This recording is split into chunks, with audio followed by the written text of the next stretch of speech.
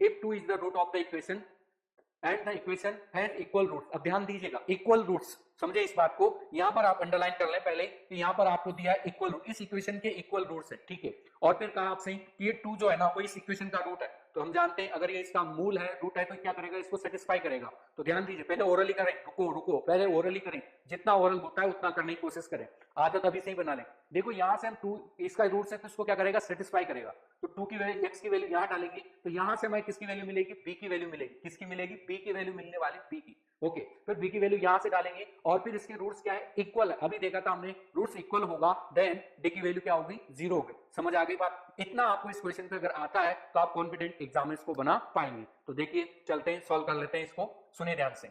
अब देखो 2 इसका रूट है तो ये क्या करेगा, इसको सेटिस्फाई करेगा सर।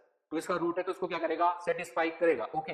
तो देखिए यहां से सेटिस्फाई कराते हैं सर, 2 यहां रखेंगे यहां, तो देखो ये क्या बनेगा, 4 बनेगा। कैलकुलेशन का थोड़ा ध्यान देना, मैं कैलकुलेशन थोड़ा ओरली करने की कोशिश कर रहा हूं। यहां पर देखो 2 रखेंगे, यहां पर 2 रखेंगे तो क्या हो जाएगा, 4 हो जाएगा सर। ये होगा 2b और ये आपके पास 12 इक्वल 0। तो आप बताइए यहां से सर b की वैल्यू जो मिलेगी आपको माइनस का 16, यानी b की वैल्यू मिलेगी -8।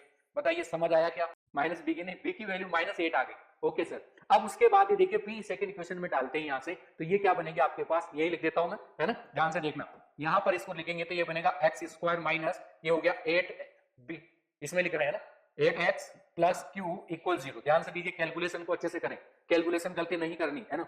अब हमने यहां से इसमें b का वैल्यू डाला, ये हमारे पास मिल गया, ध्यान से देख लें। अब इसके रूट्स के इक्वल रूट्स हैं, मतलब इसके रूट्स क्या है, इक्वल है। अब इक्वल के लिए हमने देखा है t की वैल्यू क्या हो गई, 0 हो गई। इसका मतलब d क्या होगा, b स्क्वायर माइनस 4ac। कम से कम रिटर्न वर्क करें, ज्यादा से ज्यादा माइंड कैलकुलेशन करें, ठीक है, ऑब्जेक्टिव पेपर के लिए ये जरूरी है। अब यहां से d की value b square minus 4ac equal 0, then we can say b square equal 4ac। क्या कहेंगे, b square equal 4ac। b की वैल्यू बताएंगे यहां से, b की वैल्यू क्या है सर, -8 है।